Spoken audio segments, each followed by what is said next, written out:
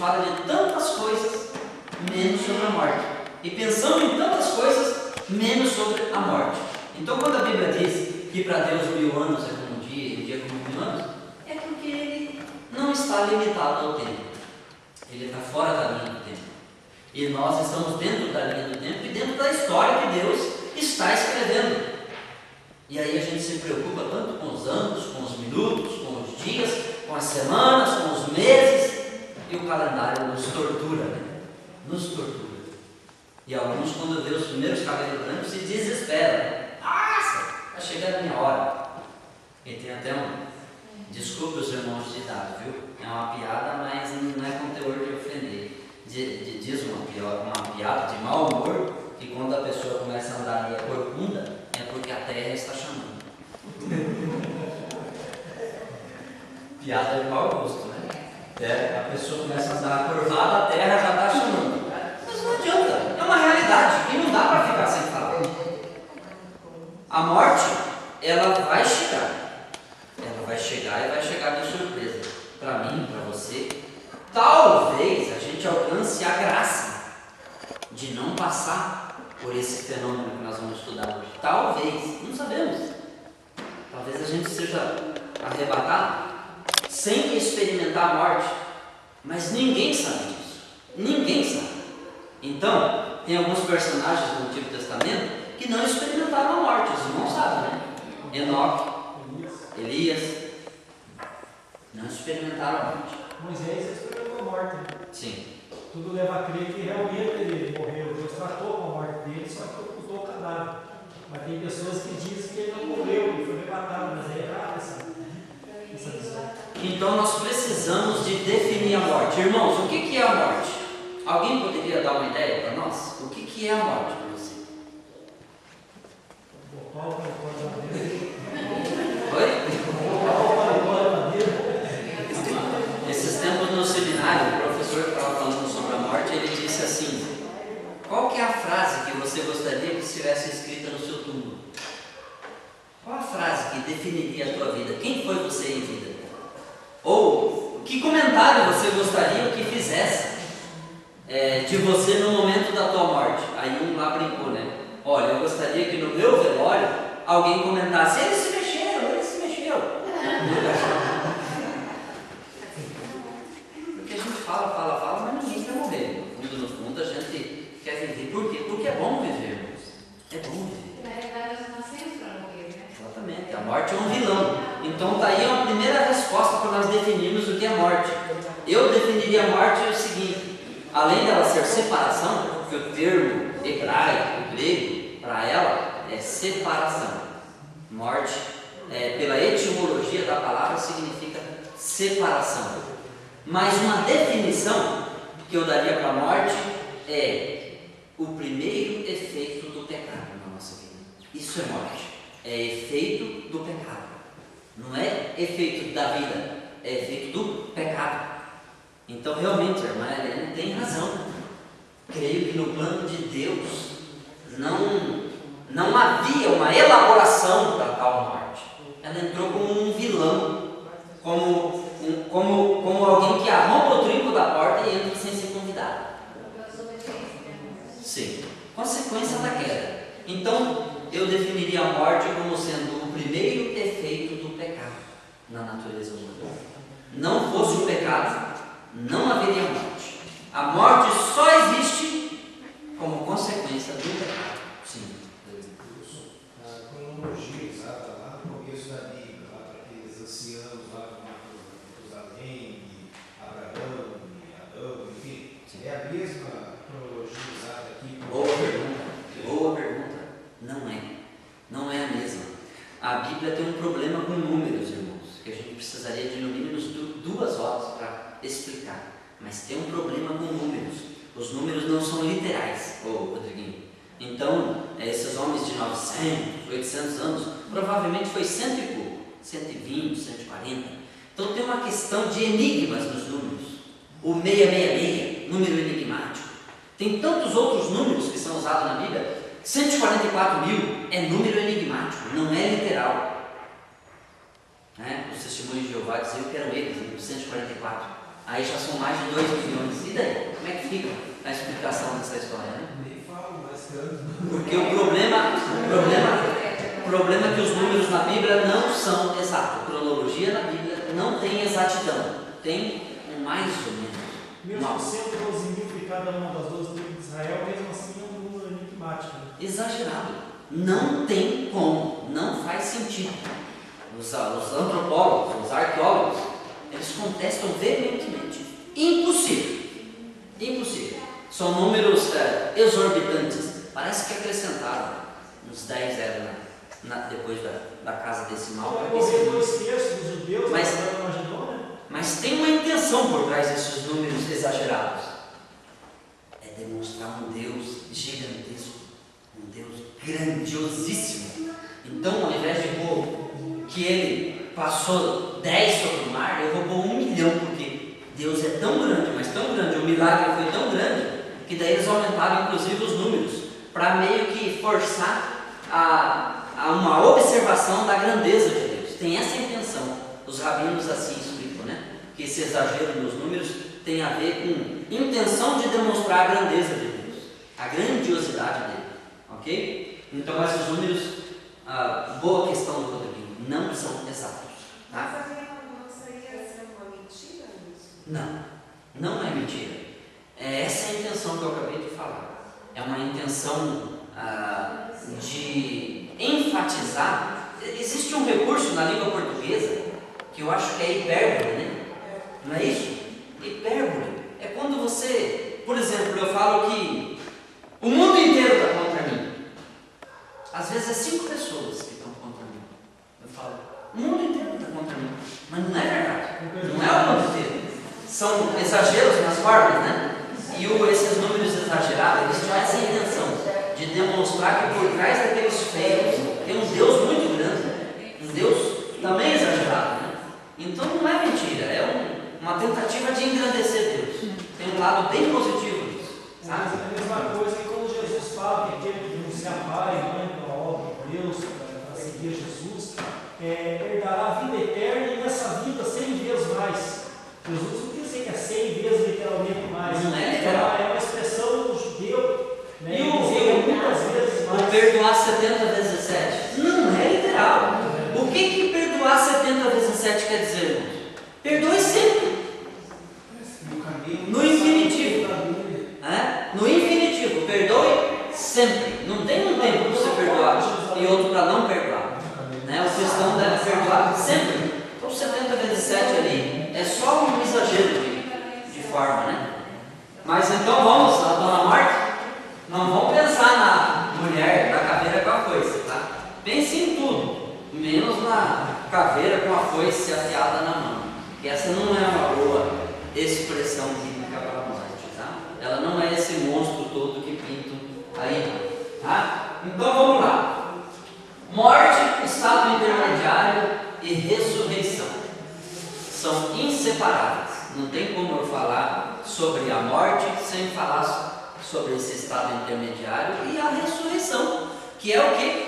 É o galardão do crente. A ressurreição é o prêmio maior. Você já imaginou, eu e você, irmã Dora, me perdoe usar a senhora como cobaia, mas imaginou a senhora ganhar um corpo 0 quilômetro? Isso é a ressurreição da saúde. A senhora vai ganhar um corpo tirado da agência de Deus, 0 quilômetro, sem defeito, sem pecado, sem sujeição à morte, sem doença, sem dores. 0, um corpo incorruptível, nunca mais sujeito a morrer. Não precisa ter medo da morte. Eu cheguei até, na última cirurgia que eu fiz, eu cheguei até o vale da sombra da morte. É uma escuridão tão grande, irmão, que não tem explicação. Mas eu senti o Senhor do meu lado. Amém. No vale da sombra da No morte, vale da sombra da morte. Eu Ele estarei morri. contigo. A minha filha teve que fazer respiração artificial, bater no meu coração, fazer de tudo, para que eu voltasse novamente. Orou em voz alta, plena, porque era Maria, e o Senhor estava. Maravilha. Glória a Deus. A irmã vai poder nos ajudar daqui a pouco. Nós vamos falar da experiência do quase morte, pessoas que tiveram uma experiência, né, de ficarem na Eu UTI, conheci uma pessoa assim, são chamados EQM, experiência quase morte. ele ficou bravo porque a esposa dele orou e ele voltou. Ficou bravo. Você vai ver, já a gente toca nesse ponto, tá? É a experiência de quase morte. E a letra ficou tão pequena. A letra ficou tão pequena que eu vou ter que ler. Oi? Enxerga? Eu que sou cegueta que não enxergo. Irmãos, aqui então, por que os cristãos morrem? Vamos lá, vamos tentar responder essa pergunta? É provável que a morte animal tivesse ocorrido antes da queda. Então a antropologia e a arqueologia encontrou fósseis de animais que provavelmente datam de antes da queda do homem. Então provavelmente os animais já morriam antes de ser decretada a morte para o ser humano. Os animais foram os primeiros. A partir da queda, a morte entra na humanidade. A gente falou sobre isso, né? Que a morte pode ser definida como o primeiro efeito do pecado na vida da humanidade. Eliane, queria falar? Sim, eu sou. Um pouco antes de continuar essa questão de tempo, né? Você falou, pode ser uma hipérbole. Cronologia. Exato.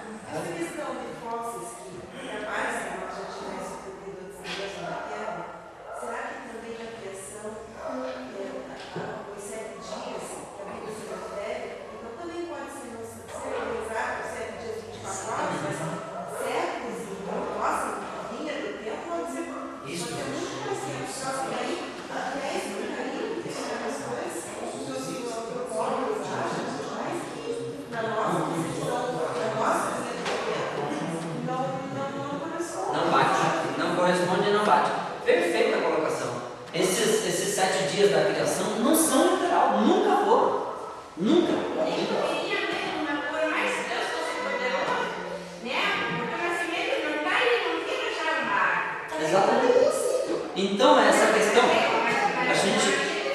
a gente pode fazer um estudo de Gênesis aqui, principalmente dos 5 primeiros capítulos um dia. Eu tenho esse estudo pronto. Aqueles dias não são literais. Aqui existe um período de tempo indeterminado entre um dia da criação e outro. Eu também, lá em Deus, Isso não muda nada em Deus, não o diminui, sabe? Em nada. O fato de ser um período indeterminado de tempo. É que a gente fica criando protocolo para Deus, né? Tem que ser assim. Né? Então, irmãos, é o próprio 1000 anos é como um dia e um dia é como 1000 anos. Tanto faz para Deus. Tanto faz. Ele não está preso no calendário. Nós é que estamos. Né? Então vamos lá. A partir da queda, a morte entra na humanidade. O castigo pelo pecado é igual à morte física, mais a morte espiritual. Então essa é uma explicação bem razoável para a morte. Ela é a morte física, existe a morte física e a morte espiritual, que também é chamada segunda morte. A morte física é a primeira morte. A segunda morte o que é? A separação de Deus por toda a eternidade. Essa é a segunda morte, é o dano da segunda morte. É quando a pessoa vai receber a sentença do Supremo Juiz de que ela eternamente estará separada deles para um outro destino. E o salvo eternamente com ele. Né? Então, existem muitos mortos vivos por aí. Pessoas que estão vivos só fisicamente, mas o espírito já está praticamente morto, né? Condenado a separar-se, a viver eternamente longe de Deus. Então a gente vai falar melhor sobre isso, mas existe a morte física e a morte espiritual, que é também chamada segunda morte, né? Quando o homem pecou, passou para um novo estado, um estado simbolizado e ao mesmo tempo dominado pela morte. O nosso estado antes da queda era, irmãos, nós éramos eternos antes da queda. Nós éramos eternos. Nós viveríamos para sempre. E daí, com a queda do homem, veio a questão da morte que limitou, né? Limitou alguns anos a vida do homem. Sem o pecado, provavelmente haveria vida eterna na terra. Não fosse o pecado. É muito provável que haveria vida eterna na terra, se seu pecado não tivesse remissão. Sim. Aí também explica que o tempo que Adão e Eva passaram no paraíso, só a Deus compete saber, por causa que até então eles não estavam presos a essa linha de tempo que nós atualmente conhecemos. Exatamente. Só Deus sabe quanto tempo eles viveram lá no paraíso e geraram filhos. Pertence a Ele. A outra questão que pertence a Deus e não a nós é como que houve a proliferação da espécie humana. Houve relação sexual entre irmãos biológicos? Não sabemos. São especulações. Houve seres celestes que tiveram relação com o ser humano? Não sabemos. Não expliquei nenhum. Oi? Isso de maneira alguma. Então, Porque os anjos. mas tem louco para tudo, tem quem fale isso.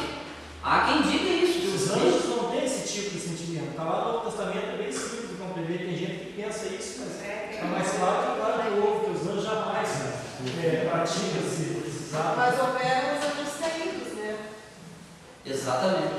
Ó irmãos, essa última frase aqui, o pecado, ele tem consequências temporais, que é a que nós sofremos aqui, e ele tem consequências eternas. Qual que é a consequência eterna do pecado? Ou a condenação ou o perdão. Essa é a consequência eterna. Então, mas ela tem consequências temporais também, do momento, tá? E há aqueles que fazem, pecam e fazem e acontecem, né? E daí vai, aceita Jesus, acha que está tudo resolvido, né? E em parte está resolvido. Ele vai ter a consequência do perdão eterno, mas a consequência do seu ato, essa vai ser automática. Quantos crentes salvos em Cristo Jesus, batizados nas águas e com o Espírito Santo, que respondem por processos judiciais até hoje, que tem que comparecer perante o juiz de vez em quando, né? Está sob custódia. Então é assim.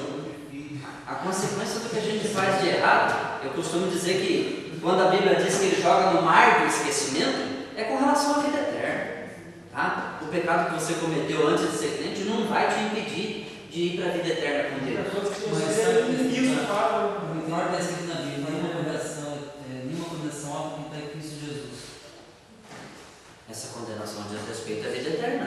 Você estava condenado ao inferno e agora você foi absolvido, justificado, e no lugar da pena de morte você recebeu o perdão, a recompensa de Deus. Então não há mais condenação. Cristo pagou a conta. A conta está paga. Opa! Há quem pense que Davi, lá no Salmo 51, pegou e aprontou e ficou tudo nota 10, né? 25 anos de sequelas, de desgraça familiar, de tragédia familiar. Não convém nem relatar, porque é uma pior que a outra, né? Então vamos lá. Ainda por que o cristão morre? Olha ali. Para os cristãos, a morte é estar livre do pecado, irmãos. Você crê nisso? Para o cristão, a morte é estar livre do pecado. No novo corpo, após a ressurreição, você não vai mais estar sujeito ao pecado. Agora nós estamos, né? Mas no corpo ressurreto, não. Quanto mais velhos ficamos, mais nos aflige o fato de que continuamos não conseguindo fazer a vontade de Deus. Como é difícil fazer a vontade de Deus, né, irmãos? Parece que a vontade da carne prevalece sempre, né? E fazer a vontade de Deus é tão difícil. A vida eterna começa aqui. Amém? Você acredita? Você aceitou Cristo na tua vida? A vida eterna para você já começou. Tem uma canção muito linda do quarteto Arautos do Rei, que diz: o céu é aqui. O céu já começou. Quando eu aceitei Cristo, para mim o céu já começou. Eu comecei a usufruir das delícias do céu já nesse momento, não na plenitude, mas em parte. E eu vou usufruir dessas delícias na plenitude no corpo ressurreto, né?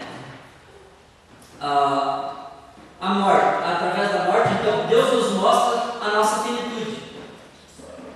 A morte mostra que nós somos o quê? Finitos.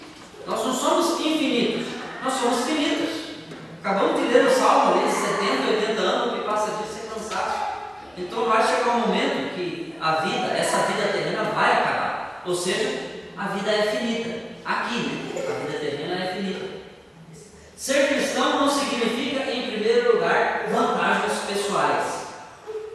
salvação é viver um relacionamento íntimo com aquele que nos salvou. Viver para Ele. Viver para Ele sem direitos. Sabe, quando a gente recebe a salvação, a gente não deve se engrandecer porque recebeu a salvação, mas deve encarar a salvação com muita humildade, em poder olhar para aquele que ainda não está salvo e querer que ele também vá com a gente. E há aqueles que se engrandecem, né? Eu sou salvo, eu sou crente, o resto é o resto, é a gentalha, né? A gente tem o péssimo costume disso, irmão, de se orgulhar da salvação ao ponto de considerar o outro a gentalha, a rapina, né? E talvez o Evangelho não aponte nessa direção. Ele aponte na direção da gente ter compaixão, né? É o que Cristo mais teve, né? Compaixão. Por isso Jesus disse, não julgueis para não ser julgados. Isto não julgar, não nos compete julgar, né, irmãos? Então vamos lá, ainda tentando responder aqui, ó. Agora, como entender a nossa morte? A morte é a única estatística 100%. Tem estatística que não bate no 100%, né? Igual, como é que o candidato está, tem as pesquisas. Mas a morte é a única estatística 100%. É certo. Vai acontecer. E a gente precisa encarar esse fenômeno com naturalidade.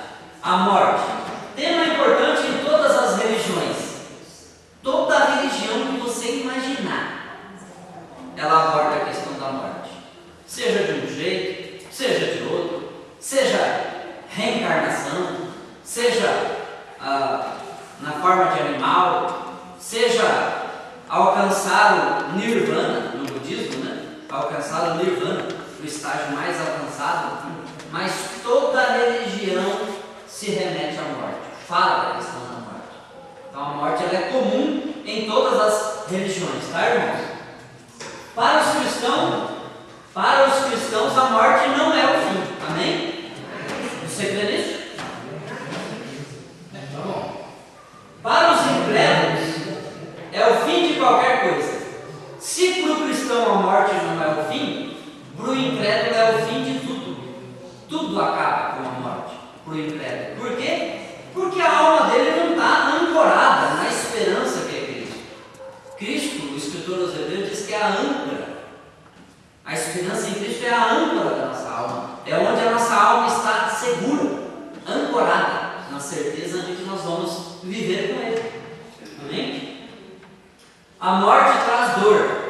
Não é falta de fé sentir a falta. Existe esperança. A gente não é falta de fé você sentir a falta de um ente, de uma pessoa que já foi, né? Não é falta de fé isso, né?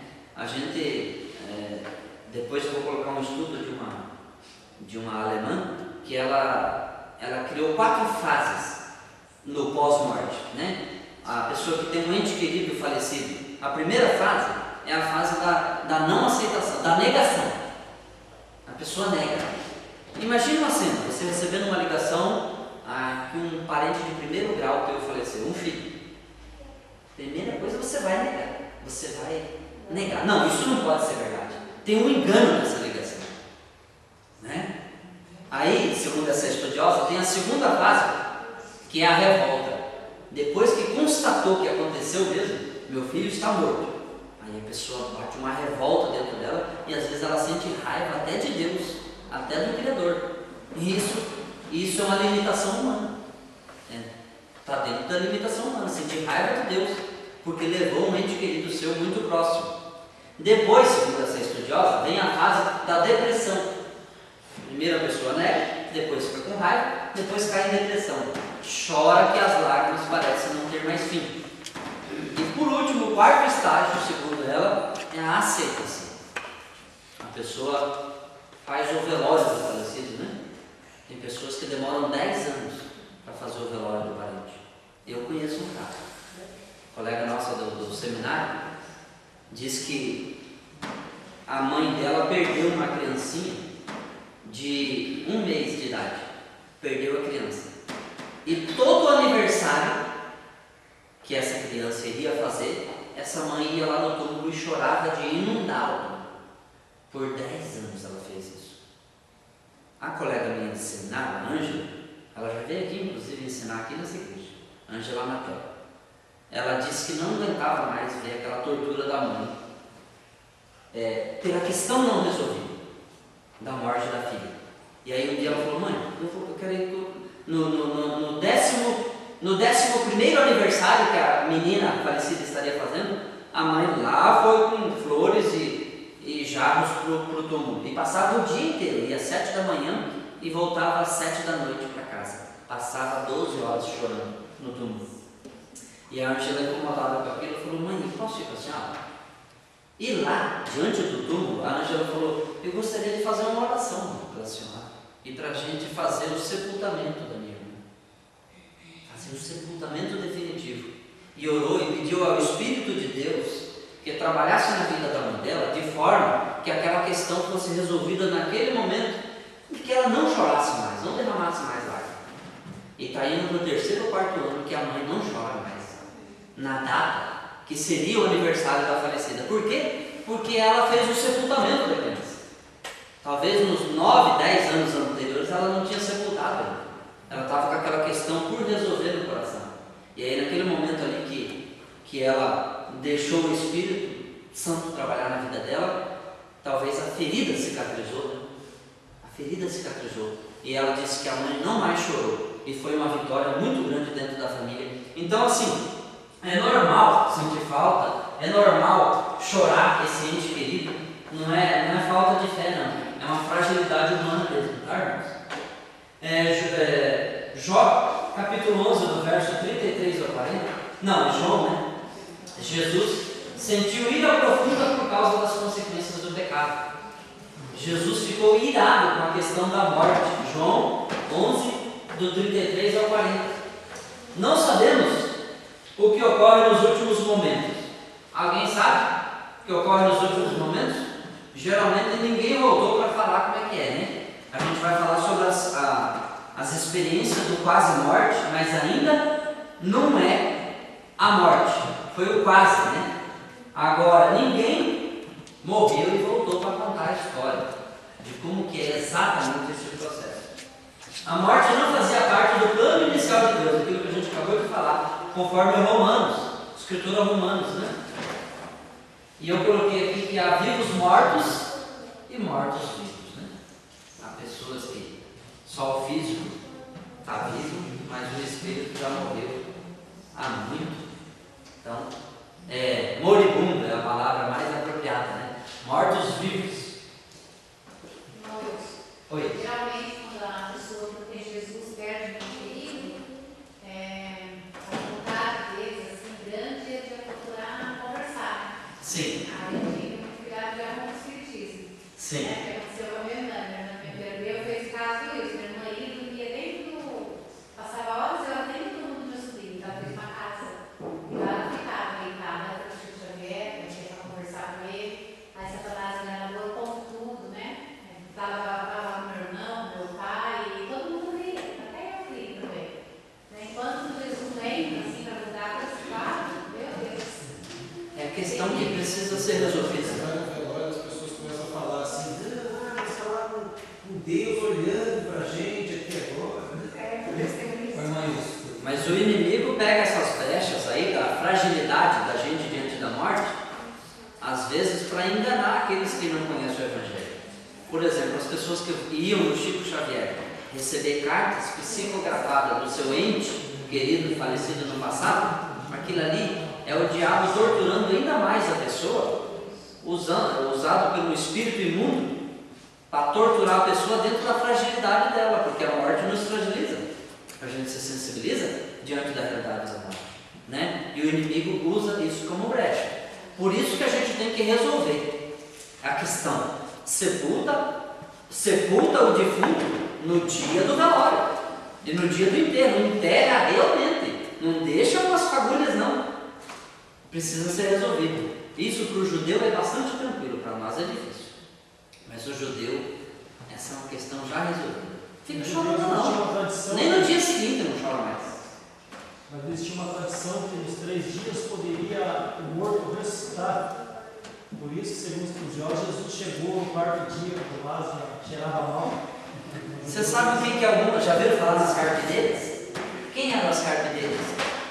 Não é aquelas que tiram o mato. Elas eram contratadas para chorar no velório.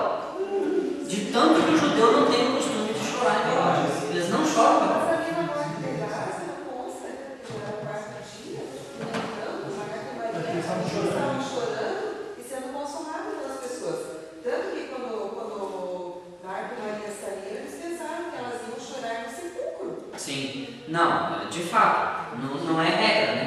Eu estou falando que de uma forma geral o judeu não tem o hábito, né? E as carpideiras é uma forma de expressar isso. Porque eles contratavam pessoas para chorar no velório.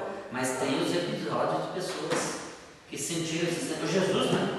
Jesus chorou sobre Jerusalém, né? E Jesus chorou também nessa ocasião da morte de Lázaro. Sim. Quando eu tive a impressão de aceitar Cristo, eu fui em todo lugar, Padre Francisco Silva, Chico Xavier, Centro de Macumba, Quimbanda, Candomblé e tudo. Aí o último recurso era atrás da cura, né? Ele se curava da depressão. Sim. Aí cheguei no cartomante, a cartomante falou assim: vou contar todo o seu futuro. Eu falei, ela começou a contar meu futuro. Falou que eu ia ser rico, milionário, então beleza. Então agora a senhora vai contar todo o meu passado. Se você contar o meu passado, porque eu sei que eu passei sozinho, só eu sei, você e seu Deus. Ela começou a engasgar em cima da mesa, eu falei, a senhora não sabe de nada. Aí na outra semana você Cristo foi liberto, curado, restaurado, Amém. ok. Mas o irmão correu um risco. Um demônio bem atrevido. Não tinha atenção, aquele era enganador, e eu consegui definir. Conta meu passado. Só eu sei o meu passado. Ele sabe passar, Lembra que o irmão Maurício Capelari falou aqui ontem? A questão do dom e do fruto do Espírito? O dom do Espírito o demônio pode imitar. Mas eu falei pra ele, E endemoniado passar por crente autêntico aí. conta todo o meu Eu passado. vejo isso porque eu disse que antes de aceitar Jesus, dentro do centro de Umbanda, o demônio eu ia fazer o segundo pacto com o demônio. Eles já estavam buscando as famílias da pessoa. Para mim, eles estavam buscando a revelação da vida da pessoa. Eles estavam Ok, mas vamos lá, vamos seguir o tema, senão a gente desvirtua muito. O que acontece depois da morte? Atenção. O estado intermediário. Essa é a melhor palavra para definir morte. É um estado intermediário. Por quê? Não vai durar para sempre. Se nós fecharmos os nossos olhos para essa vida hoje, agora, nós vamos dormir por um tempo, mas não é para sempre. Até Cristo ressuscitar o nosso corpo. Até a ressurreição do corpo. E daí nós estaremos para sempre com o Senhor. Então é um estado intermediário, tá? Estado, local dos mortos. Entre a morte física e a parousia de Cristo. Ou seja, todo o desfecho da história de Cristo. Entre esse período, né? O termo estado intermediário não ocorre no Novo Testamento. O homem é uma unidade. Corpo, alma e Espírito são inseparáveis. Isso aqui há aqueles que acham que o corpo se separa, o espírito volta para Deus e fazem um malabarismo para explicar a tricotomia, né? Isso é, tricotomia. Os judeus não acreditam na tricotomia, eles acreditam na dicotomia, que alma e espírito é uma coisa só, não separa, e o corpo sim, o corpo separa, o corpo físico separa de alma e espírito. Mas os tricotomistas, que acreditam que existe separação entre corpo e alma e espírito, faz um malabarismo para encaixar isso na Bíblia, que a Bíblia não tem praticamente embasamento para essa divisão tricotômica. Está lá em Hebreus capítulo 4, versículo 12, dizendo que a palavra de Deus ela é apta para fazer divisão entre a alma e o espírito. Isso está falando do poder da palavra e não que existe essa separação. Aí a gente precisa estudar o texto, né, no original. Está falando do poder que tem essa palavra. É isso o sentido hermenêutico, né? Que essa palavra é tão poderosa que ela penetra no indivisível, naquilo que não se divide. Então, mas os judeus, como que o judeu acredita? O judeu acredita na parte material e na imaterial. A parte não material e a parte material. É assim que o judeu acredita e é assim que a Bíblia mais ancora esse pensamento. E não a tricotomia em 3 partes, e sim em 2 partes. A parte material, que é essa que se decompõe no solo, e a parte imaterial, a parte que não se decompõe no solo. E aí, na ressurreição do corpo, o que acontece? Vai unir tudo de novo. Não aquele corpo apodrecido, mas um corpo 0 quilômetro, um corpo ressurreto, um corpo não sujeito ao pecado, né?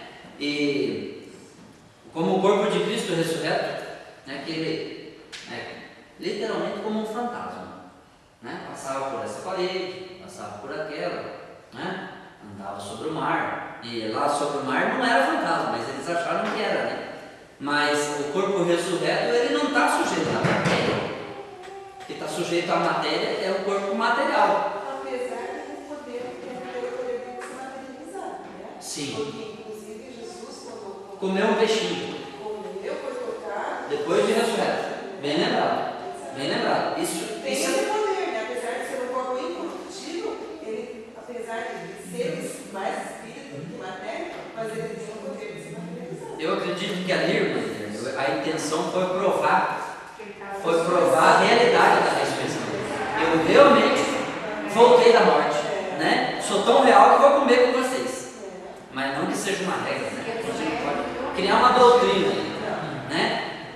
Tá? Então, voltando aqui. A morte, então, é essa separação temporária, provisória, não é para sempre. Não imortalidade da alma, no grego, mas ressurreição do corpo. A gente tem que evitar falar em imortalidade da alma. Não é um termo muito adequado para o cristão, e sim ressurreição do corpo.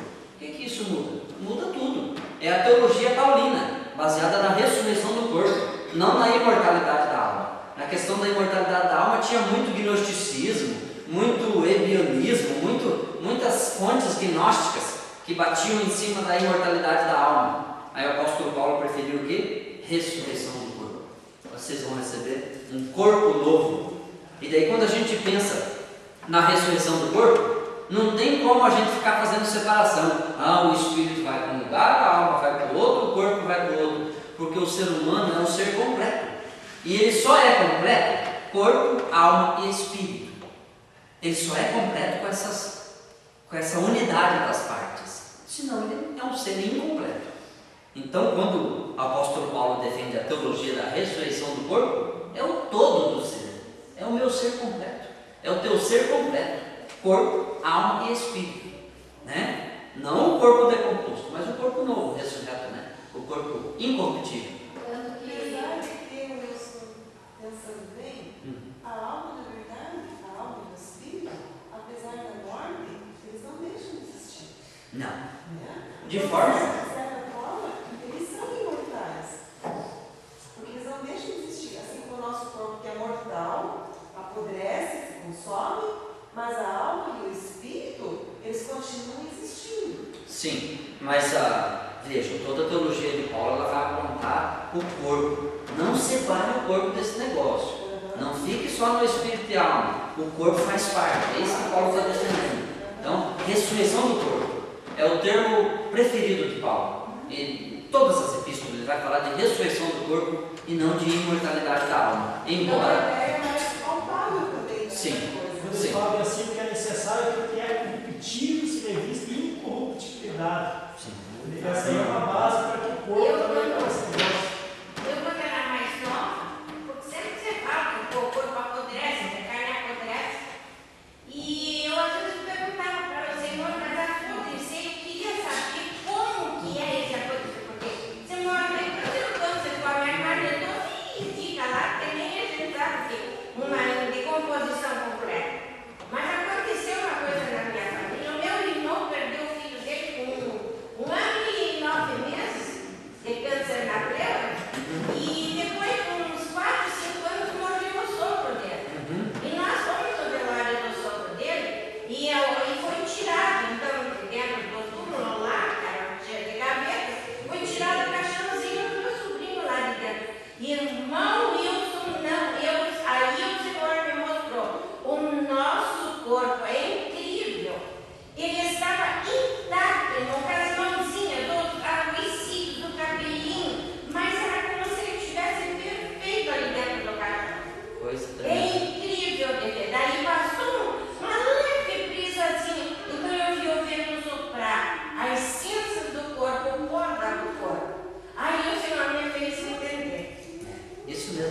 É excelente esse exemplo.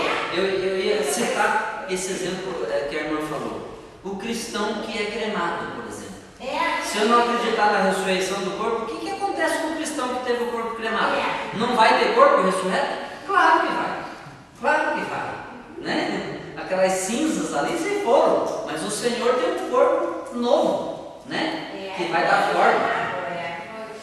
Passagem do rico e Lázaro, né? Sim. O rico, quando morre, ele tem a alma, que é as certas emoções, né? Sim. Desejo de vir falar, né? Avisar os entes queridos exemplificados. Então isso prova, né? Que estava ali a alma e o espírito, né? Meio coxo, né? Veja, essa questão do separar corpo, alma e espírito, que é chamada doutrina da tricotomia, isso são tentativas, é pensamento filosófico, é filosofar demais, é imaginar, é viajar na maionese, digamos assim. É você ficar separando o corpo de alma e de espírito, sabe? O pensamento judaico, rabínico, ele é muito mais coerente biblicamente. Existe o material e o imaterial. A parte não material e a parte material. Ah, não, porque o espírito vai para cá, vai para lá. E isso é tentativa só, é filosofia pura. É viajar no pensamento platônico, né? Então, mas a parte material e imaterial, essa é muito coerente. Essa é muito, biblicamente falando, coerente, né? Então vamos lá. O que acontece depois da morte na visão do Antigo Testamento? Olha aqui a perspectiva do Antigo Testamento. O Antigo Testamento silencia sobre a vida após a morte. Outras religiões falam mais. Por que o Antigo Testamento silencia da questão após a morte? Porque eles não acreditam. Essa é a resposta. Porque eles não acreditam na ressurreição do corpo. A salvação é uma doutrina construída mais tarde, não na visão do Antigo Testamento. Salvação só vai fazer sentido, essa palavra, à luz do Novo Testamento. No Antigo Testamento, se você falasse salvação, alguém falaria de comer, é de beber? O que é esse tal de salvação? Sim, mas isso fora as profecias, né? Como Jó, por exemplo, capítulo 19, versículo 25, ele falou, porque eu sei que o meu Redentor vive. Sim, sim. O que ele estava pensando? Ele estava pensando que Deus ia livrar ele daquela situação, mas ele estava profetizando também a salvação. Sim, sim. É um farol que aponta lá para frente. Sim. São placas de sinalização que apontam para frente, né? Realmente, as profecias estão apontando lá para frente, não para o momento. Então, na visão do Antigo Testamento, salvação não existe. Não existe. Na visão rabínica do Antigo Testamento, céu, inferno, tudo isso é aqui na terra mesmo. Não tem nada depois da morte. Nada. Mas existia a ala do judaísmo que acreditava assim. Os fariseus acreditavam na ressurreição. Os saduceus, não. Uma parte dos judeus acreditavam, criam, né? E outras não.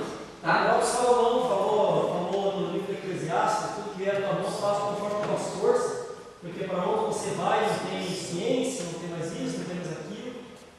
Por aí já dá para entender, né, que eles acharam que morreu e acabou, né?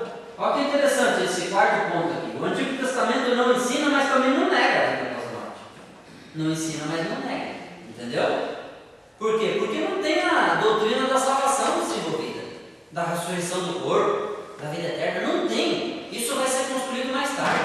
Essa doutrina vai ser defendida a partir de Cristo. Entendeu? Uma coisa é a forma de pensar do Antigo Testamento, outra é do Novo. Muda o cenário da história, muda tudo com Cristo. Agora a coisa tem outra perspectiva em Cristo, né? Tá? Então veja, no todo o Antigo Testamento ensina que a existência humana não acaba com a morte, continua no reino dos mortos. Então não está falando de vida eterna, nem de salvação, mas eles acreditam no Sheol. O Sheol, a morada dos mortos. O judeu acredita que tanto pessoa boa como judeu, como gentil, como, vai para esse tal de Sheol, para a morada dos mortos. Tá? Essa é a ideia rabínica. O que sobrevive não é uma parte da pessoa viva, mas a imagem da pessoa inteira. Aqui é a questão do corpo, alma e espírito, né? Que o ser ele é completo só em corpo, alma e espírito. Alma não é completa, espírito só não é completo, mas só é completo quando tem corpo, alma e espírito. Sheol, então está ali, ó. Primeira linha lá. Sheol, reino dos mortos, é a palavra hebraica para reino dos mortos. O Antigo Testamento não é claro sobre vida após a morte. Justos e ímpios vão para o mesmo lugar. É mais ou menos esse o pensamento, com algumas exceções.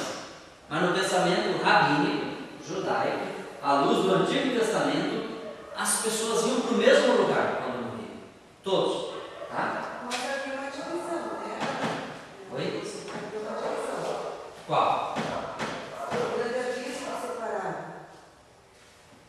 Desenvolve melhor. Não estou entendendo. Mas isso no Novo Testamento, na verdade, na parábola do Isso. A gente está falando de antigo. Só a visão do antigo. Tá? A gente já vai entrar no novo. Tá? Na visão do antigo, não. Vai tudo para o mesmo, farinha do mesmo saco. Tanto bom quanto ruim vai para o mesmo lugar. Tá? Quando uma pessoa morria, ia para o Sheol, o local escuro, local impessoal. A derrota da morte, o evento escatológico, Deus derrota os poderes do céu, da terra e debaixo da terra, mas a sua glória será universalmente reconhecida.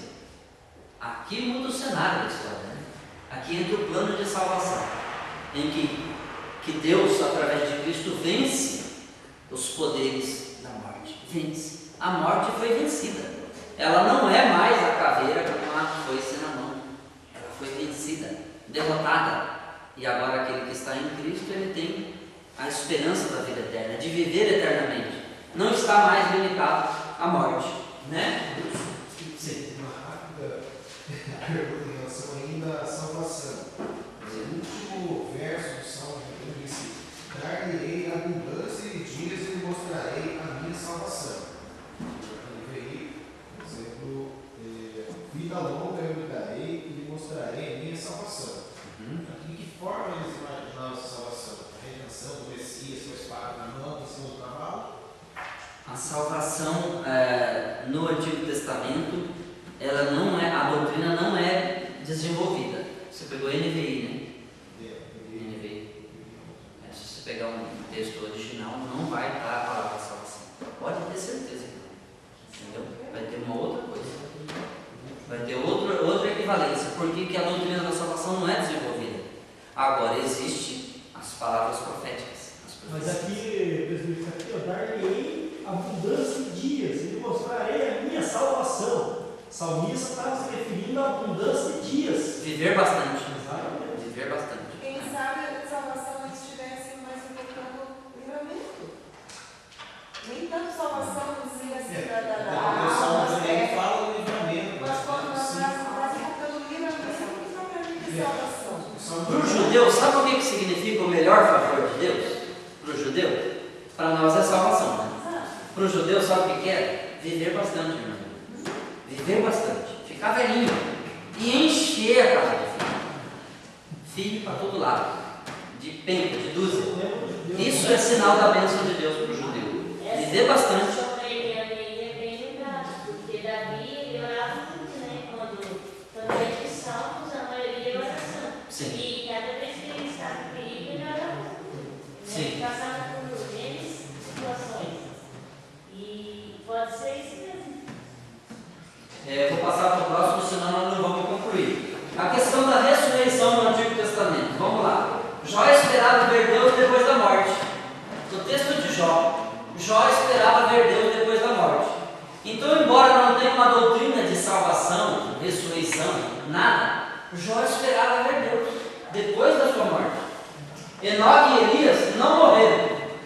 Daí vem a pergunta: tem vida eterna? Pode existir vida eterna se Enoque e Elias não morreram? Aí põe dúvida na questão da vida eterna para o judeu, né? Nesses textos nós vamos pular. Vida após a morte no período intertestamentário. Esse interessa para nós. Tá? Nós falamos da visão do Antigo Testamento, que para nós não tem mais função nenhuma. Mas esse intertestamentário tem a ver conosco. Vamos lá? No final do século VI a.C., poucos criam na vida após a morte. No início do século II d.C., a crença se tornou dominante. A vida continua como sombra do Sheol, desligada de Deus, a fonte da vida. Viver após a morte é igual tendo filhos ou boa reputação. isso aqui é o seguinte: a questão do judeu é viver para sempre para o judeu era ter a sua identidade preservada na herança, na herdade dos filhos.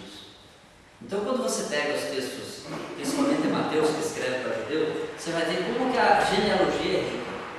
Fulano, filho de Ciclano, de Beltrano, e vai falando, né?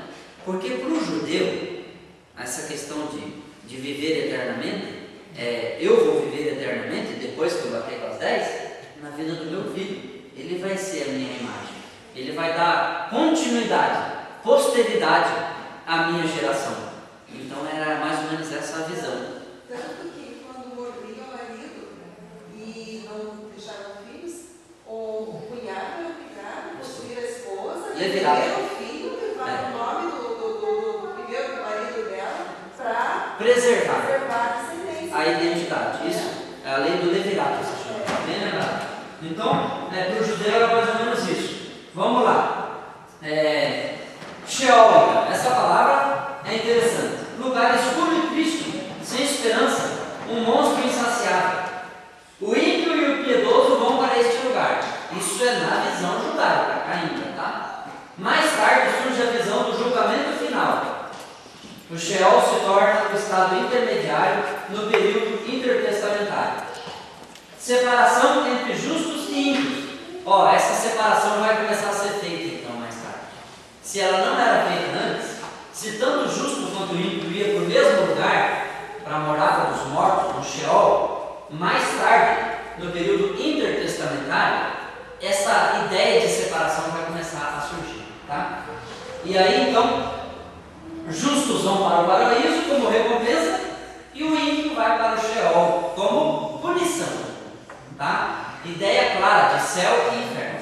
Sim. Inclusive, essa ideia se firma bastante quando Jesus morre, naquele período que ele fica, morto, ele visita o Sheol e faz a divisão entre os ímpios e os justos. Isso. Aí ele fez a separação ali, porque até então, realmente, pelo que eu entendi, os espíritos ficavam todos no mesmo local. Mas através da ressurreição de Cristo, que tanto inclusive ele foi lá para pregar com os espíritos, para testificar que realmente tinha morrido, tinha vivido, morre e tudo mais, e ali ele faz a separação. Perfeito, perfeito. Vocês estão vendo como um estudo sistemático as coisas vão se encaixando? Uma coisa vai dando luz à outra. E é isso. Quando Jesus ele desceu até o mundo dos mortos, levou o cativo, o cativeiro e deu dons às pessoas, ou seja, ele tomou as almas para o paraíso e o Hades em seu poder. Né? Isso. Aí que aconteceu aquela divisão. Divisão. Que nós estamos falando. Né? O tal do seio de Abraão, levou cativo e cativeiro. Levou aquela parte de pessoas justas, mortas no Antigo Testamento, com ele. Daí para o pré-inferno ficou os ímpios. Esse lugar chama. Não é inferno ainda. Nós vamos ficar sobre o inferno. Você vai ver que Sheol não é inferno. Não é, tem outras palavras.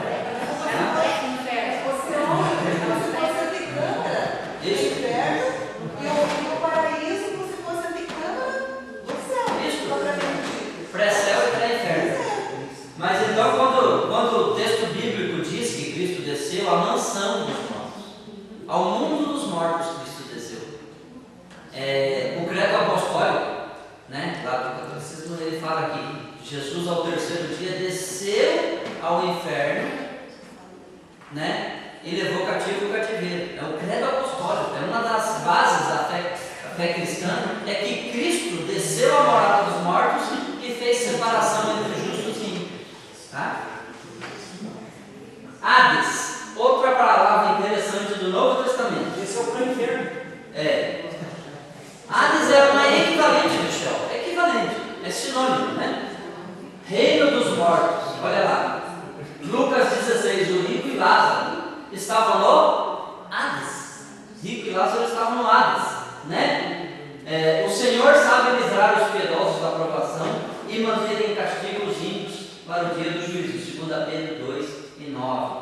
Então, ali a passagem do rico e de Lázaro, ela fala de tormento, que o Hades era um lugar de tormento, era um pré-inferno. A parábola do rico e Lázaro é uma parábola, mas é algo que era Sim, é uma ilustração de uma realidade. Né? Ilustração de uma realidade. O ladrão na cruz, o paraíso, né? Hoje mesmo estarás comigo no. Então espera aí. Então, aqui as coisas começam a se encaixar. A Bíblia fala que aqueles que estão com Cristo, então, vão para o paraíso. Talvez não seja o céu ainda, uma antecâmara do céu, né? O que morre salvo vai dormir um período de sono nesse determinado local, e o condenado ímpio, ele parte para o sono no lugar já, no pré-inferno, né? Na antecâmara do inferno.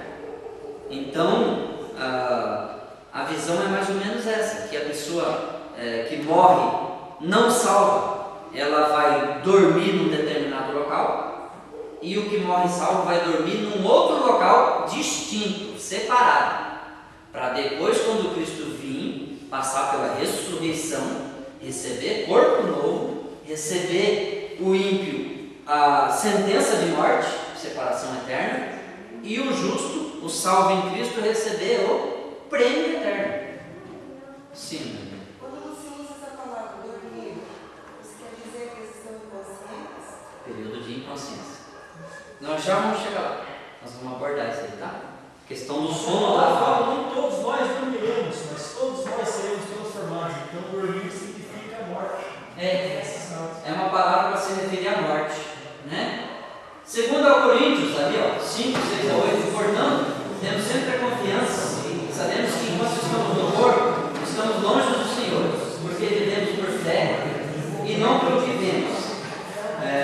Irmãos, só um pouquinho, aguenta aí. Temos, pois, a confiança, preferimos estar ausentes do corpo e habitar com o Senhor, ou seja, o estado intermediário. Paulo está falando desse período de sono, do estado intermediário.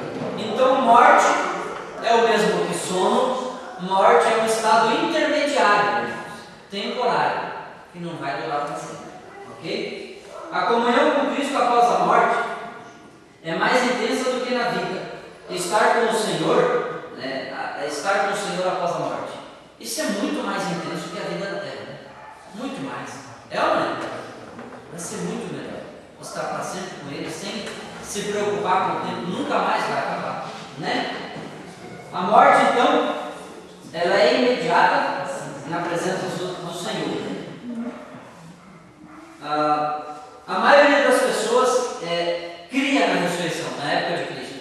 A maioria já cria na ressurreição. Jesus foi questionado pelos saduceus com relação à ressurreição. Erravam por não conhecer as Escrituras. Cristo respondeu: os saduceus negavam a ressurreição.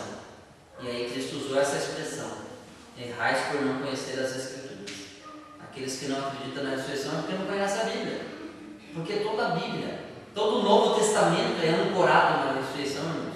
Todo o Novo Testamento, ele existe, sim. Mas na época, Wilson, dos saduceus e dos fariseus, o Novo Testamento ainda não havia sido escrito. Eles só tinham como base o Antigo Testamento. Sim. Correto, você está correto. Só que aqui nós já estamos falando de período da era cristã. Novo Testamento, aqui já se passaram aí 50 anos talvez do cristianismo já existente. A ideia já estava sendo desenvolvida. E mesmo com a ideia sendo desenvolvida, os saduceus continuavam negando. Os fariseus aceitaram. Os fariseus criam na ressurreição. Porque houve, inclusive, essa discussão no próprio Cristo, que disse que se não havia ressurreição, então, para quem pegar para os mortos e tudo mais, para eles perceberam, não é mesmo? Então, naquela época, já, quando Cristo estava na terra ainda, já existia essa divisão entre os saduceus e os fariseus. Já. Mas eu acredito que baseado no Antigo Testamento, porque até então o Novo Testamento começou a ser escrito muito tempo depois de Cristo ter ascendido aos céus. Com certeza, os saduceus, eles não criam na ressurreição como cautela. Eles eram cautelosos aos rudimentos judaicos, aos ensinos mosaicos, né? Que não davam embasamento na ressurreição. Não davam. Quem é que foi que questionou Jesus em relação lá ao casamento do céu? Jesus respondeu que no céu não haveria casamento, fariseu. Fariseu. Eu não me lembro da passagem dele, mas eu acho que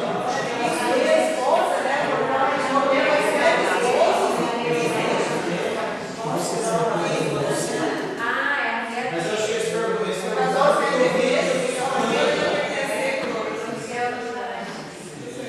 Eles perguntaram porque ouviram Jesus falando nas pregações dele.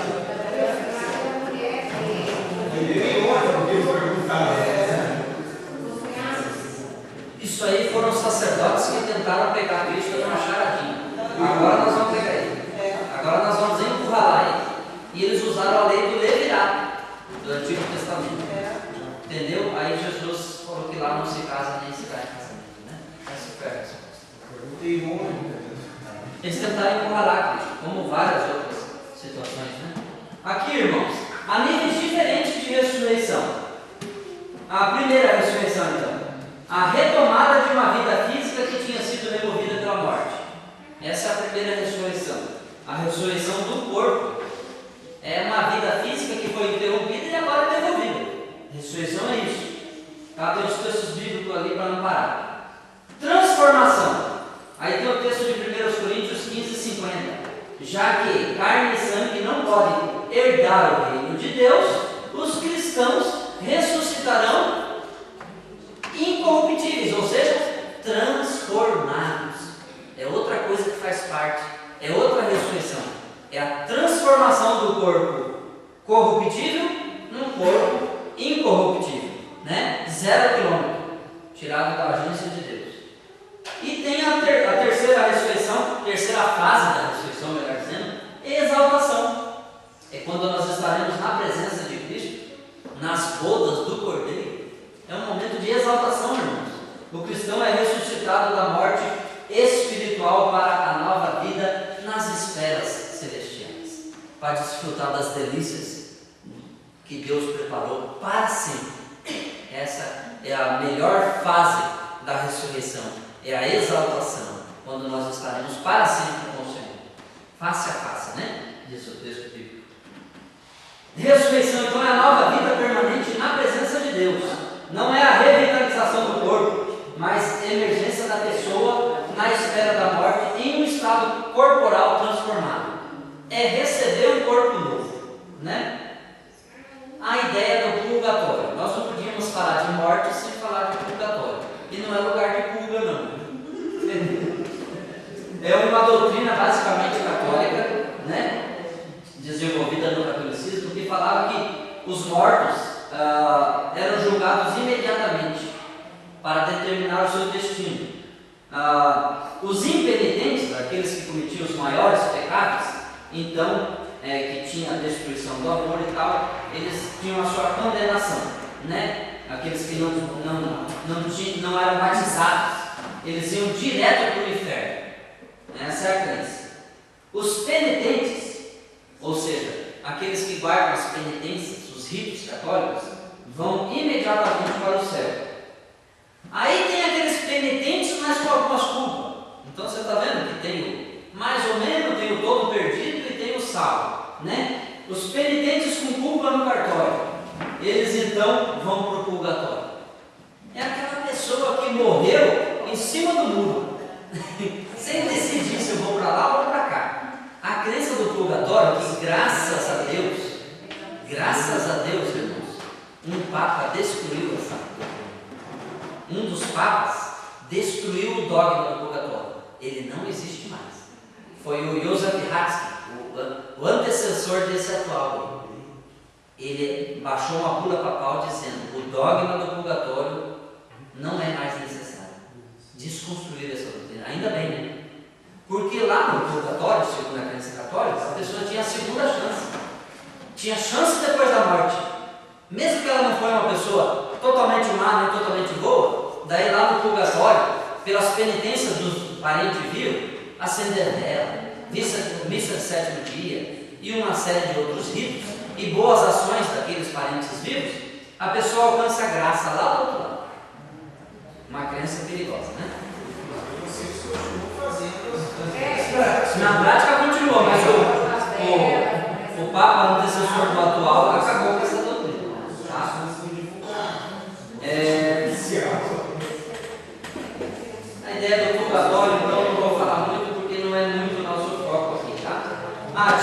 questão então, irmãos, olha aqui.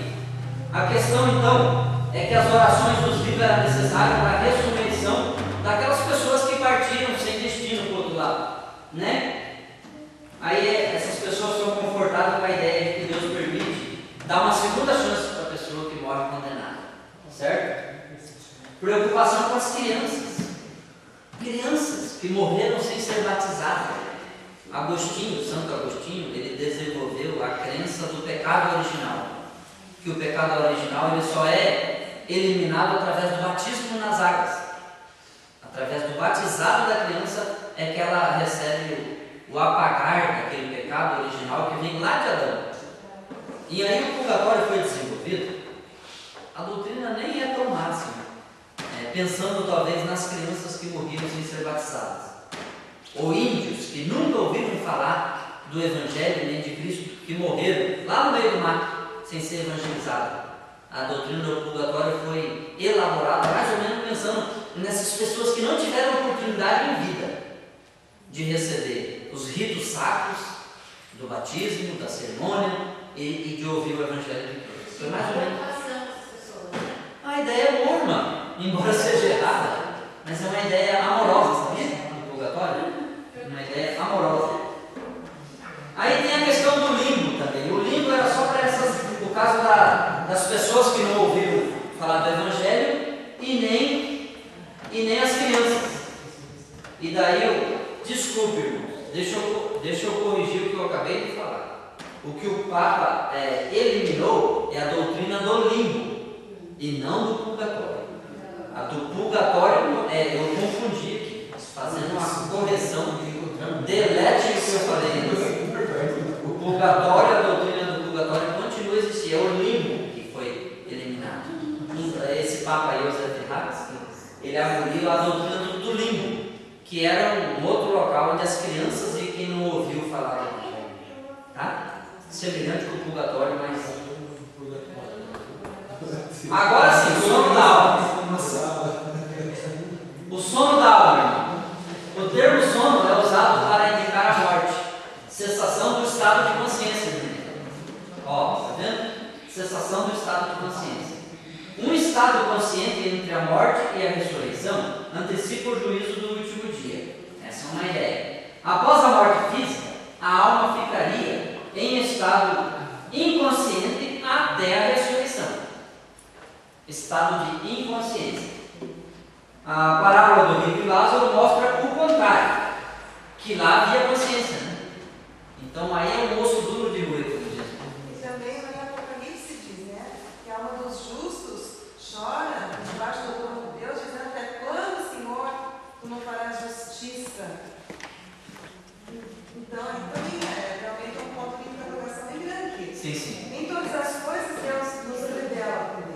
Exatamente. Você não pode afirmar com certeza nenhuma coisa nem outra.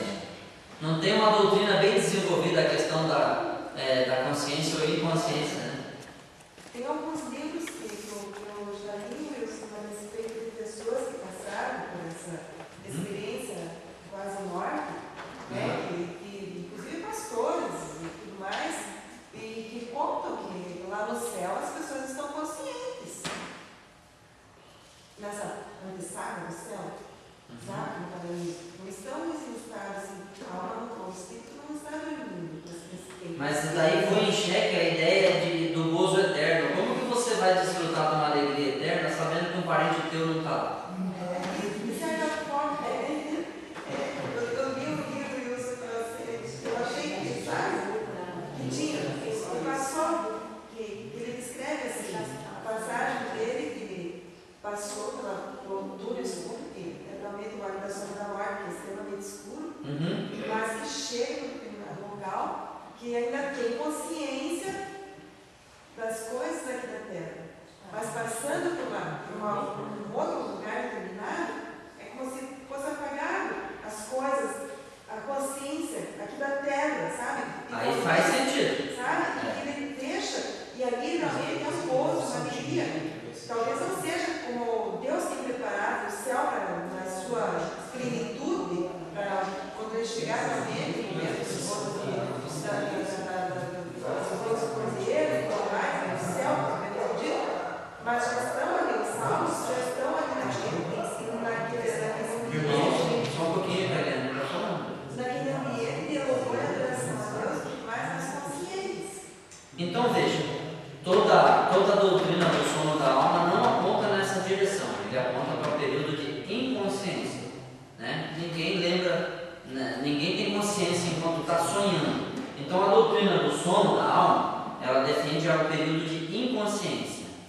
mas isso é uma forma de pensar, é uma linha teológica, ela não é absoluta, tá? Está sujeita à correção, sim. E também fica aquela coisa, né? Consciência para nós é vivida de uma forma, mas lá no céu pode ser que seja diferente essa tal de inconsciência e consciência. Eu acho difícil no pós-ressurreição haver a consciência da vida terrena. Isso eu acho impossível, porque realmente é vida nova, né? É vida nova. Deus deixa bem claro para os seus mortos, não tem mais comunicação aqui e nem conhecimento do que acontece aqui. Então vamos lá, irmãos, para nós terminar rapidinho. Experiência pós-morte. Aflição seguida de uma calma e alegria profunda. A experiência fora do corpo, no sentido de observar eventos de ressuscitação à distância. A sensação de se mover rapidamente através de um túnel. Olha aqui, essa é uma experiência que quase todos falam. Ou uma estrada, ouvindo chiado alto ou música. O reconhecimento de amigos e parentes que tinham morrido previamente. Uma visão rápida dos incidentes agradáveis da vida com um flashback panorâmico. É como a minha vida passou como um filme na minha frente. Tem pessoas dessa experiência de quase morte que diz que a vida dela passou como um filme na sua frente. Mas isso é 12% da estatística dos pesquisados. As pessoas que passaram pela experiência pós-morte, ou quase morte, né? 12% disseram ver a vida passar na frente dos olhos como um filme. Tá? Sensação de um entorpecente, de uma droga forte, de uma alucinação. Né? 5. Uma visão. Não, isso eu já falei. 6. Viram-se aproximando de uma fronteira, mas foram enviados de volta. Muitos dos pesquisados, eu peguei essa pesquisa daquela alemã que desenvolveu os 4 pontos lá. Ela disse que boa parte dos entrevistados chegaram numa fronteira, como se fosse uma grande porta, e de lá não puderam seguir adiante e retornaram para o corpo. Né?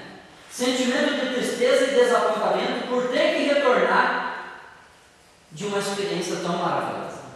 As pessoas que passaram pela experiência de quase morte falam de uma experiência muito maravilhosa, muito gostosa, que não queriam mais voltar. Sim. Não, eu lembro que faz uns 2 anos, mais ou menos, 3 anos, eu comentei com você sobre a minha irmã, que ela estava deitada no sofá, até ela está na minha casa agora. E o corpo dela saiu dela. Lembra? Lembro, você falou. O corpo dela ficou na porta da sala, ela via ela na porta da sala, e ela mesma batia nela e dizia que ela não podia morrer. Você tem que voltar, volta, o que você está fazendo aí, volta. E ela ficou assim, meu Deus, quando voltou, o corpo dela foi voltando e entrou nela novamente. E ela estava acordada, não foi alucinação, não foi nada, muito real. Mas até ela explicou, né? Isso acontecer, né? Sim. A ciência, ela não acredita nas coisas paranormais, né? A ciência tenta explicar pelo experimental. Então, os psicólogos, os médicos que trabalham em UTI, eles dizem que essas experiências, esses EQM, experiências de quase morte que as pessoas têm, são fruto de drogas muito fortes colocadas no soro, que causam confusão mental. Isso são alguns médicos que falam. Mas a pessoa que já passou, ela é que vai saber da sua experiência, né? O que eu diria de todas essas experiências, que cada um tem uma experiência, né? A irmã Dora teve, outras pessoas tiveram, eu diria para vocês o seguinte, que as experiências elas são individual, particulares de cada indivíduo, faz um sentido para cada indivíduo. Eu tive, a minha também, e não quero falar porque a minha experiência ela não pode servir para você, e a tua não serve para mim. Então, o que acontece? A pessoa tem uma experiência de quase morte, ela quer criar uma doutrina em cima daquilo. Não. Ela foi tua, exclusivamente tua com Deus. Ela não serve de base doutrinária para mim sair ensinando coisas para os outros. O que eu tenho que ensinar? O que está na revelação da palavra de Deus. Né? E a revelação da palavra de Deus fala da ressurreição do corpo, que é a dádiva maior para o cristão.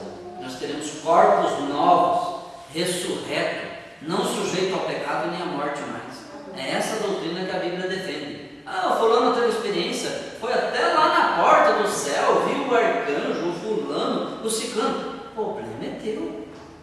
tua experiência. Ela não pode criar base doutrinária, começar ensinando para outros, né? Não faz muito sentido, tá bom? Dá uma confusão isso que Dá. Então, irmãos, aqui ó, a nossa vida não deve ser guiada por experiência espiritual, é pela palavra de Deus, é a autoridade máxima da nossa vida. A experiência pode ter? Pode, mas ela é tua com Deus. O que deve nos guiar é a lâmpada para os nossos pés, que é a palavra de Deus. Amém? Então aqui, para nós concluir, o tempo já estourou. O corpo pós-ressurreto. Agora nós estamos falando então da condição do corpo ressurreto. Veja ali, um corpo providenciado por Deus, 0 km. Corpo celestial, espiritual. Corpo responsível ao Espírito e adaptado para o céu. Esse corpo não pode viver no céu, mas o outro que Deus vai nos dar, aqui ele está adaptado para a condição do céu. Imperecível, com glória e poder. O corpo atual de deteriorização, indignidade e fraqueza será trocado, transformado, né? Corpo celestial, impecabilidade, incorruptibilidade e imortalidade. Não sujeito à morte, não sujeito ao pecado, não sujeito à corrupção mais. Ok? Número 5. Sem limitações impostas pelo pecado. Qual que é a maior limitação imposta pelo pecado? Morte. Falamos o tempo todo disso. A maior implicação, a maior limitação ocasionada pelo pecado é a morte. E esse corpo novo, pós-ressurreto, não está mais sujeito à morte. Ok? Ressurreição do corpo ressurreto, e conexão íntima entre a ressurreição de Cristo e a nossa ressurreição. Paulo defende em toda a sua teologia: se Cristo não ressuscitou, é vã a nossa fé. Nós estamos perdendo tempo como cristão, mas é porque Cristo ressuscitou, porque nós seremos ressurretos, receberemos corpo novo, glorificado, não sujeito mais ao pecado e à morte. Porque Cristo venceu, nós também vencemos. Amém? Então vamos nos colocar em pé e agradecer a Deus, porque nós recebemos em Cristo a esperança da ressurreição do nosso corpo e não mais sujeição ao pecado. Nós estaremos, irmãos, talvez alguém individualmente vai antes, outro vai depois. Talvez a gente nem passe pela experiência da morte e sejamos todos arrebatados e esse corpo corruptível transformado no abrir e fechar dos olhos. Não sei, Deus é quem sabe, mas a certeza que nós temos é que, como Cristo venceu e ressuscitou, nós também haveremos de passar pela ressurreição e receber corpo glorioso. Amém? Vamos agradecer a Deus? Pai, muito obrigado. Obrigado porque nessa noite a gente falou sobre a morte. Falamos sobre essa certeza, essa estatística tão certa que vai acontecer com qualquer um de nós. Pode acontecer a qualquer momento, talvez daqui a alguns minutos, horas, dias, não sei, o Senhor é quem sabe. Talvez a gente não experimente